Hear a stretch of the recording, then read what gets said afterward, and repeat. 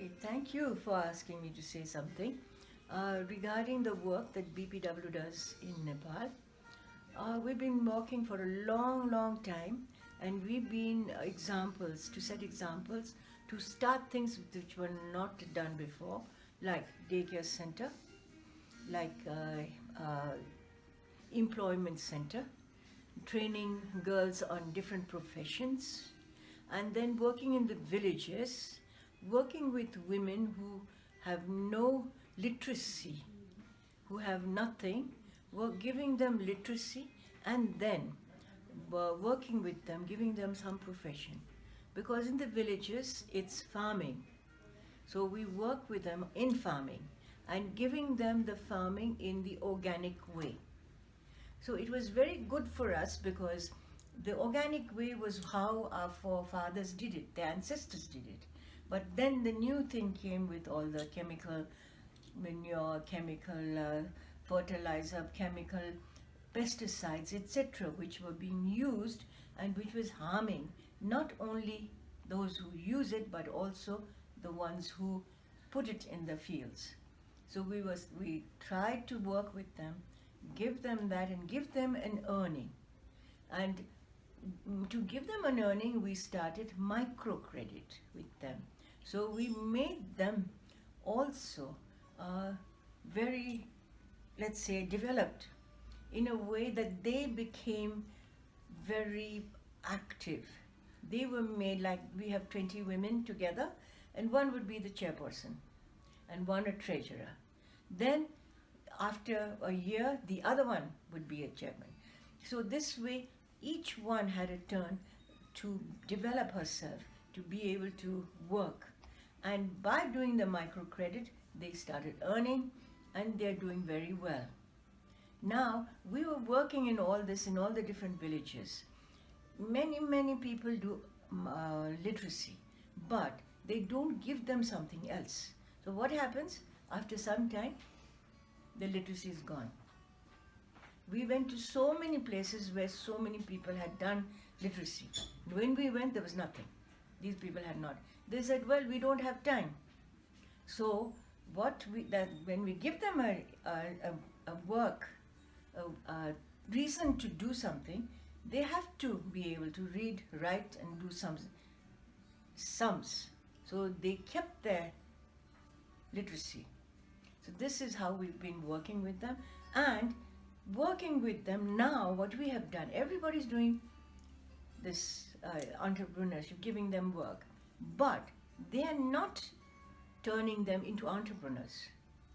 When they have got the microcredit, they're left as microcredit women, but not upwards. So we started what we call the Business Service Center, BSC as we call it too, and that we did to give training to these women so that they would become entrepreneurs.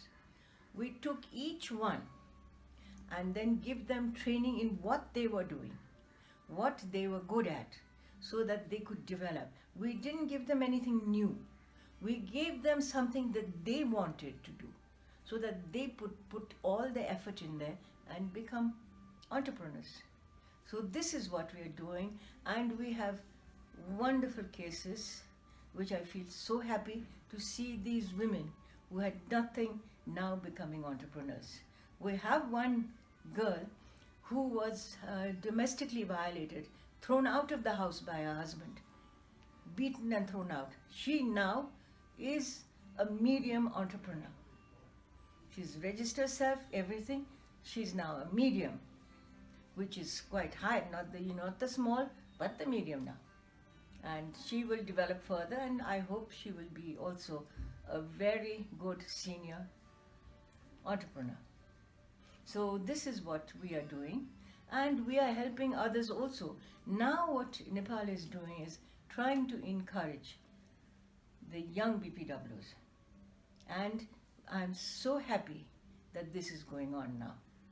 A lot of young ones are joining, and this is so necessary for BPW, because BPW usually used to only have the older ones, and slowly they get tired, slowly they disappear.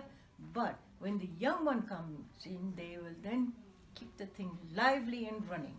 So we need to encourage young BPWs, get them into our organization, get them into our clubs, into our chapters, and make them run, make them work. So I think that is what I have to say. So it's really necessary for us to work. We talk about empowerment. Empowerment is not something that you can give them. Just we talk about empowerment. How do you empower a woman? We empower them by making themselves capable and making themselves feel from inside that they are able to do something and they have done something. That is empowerment. So I think that's what we are working on. Thank you. Okay. The earthquake was a huge disaster for Nepal and for personally us also, because all the people we knew, some had their houses broken, some had lost my staff also, some of them lost people, lost their homes. So it was quite a big disaster. And of course, personally, we did a lot. My daughter, myself, and the company itself, our company did a lot. We took care of 350 people, and we took care of them for 2.5 years, educating their children, etc. But that is a different thing. But with BPW, I am very grateful to the World BPW Sisters for raising funds and sending it to us, because what we did was we went to an area not too far from Kathmandu where there was a group of people who were downtrodden. These were a group who used to be carriers of palanquins. They used to carry people around.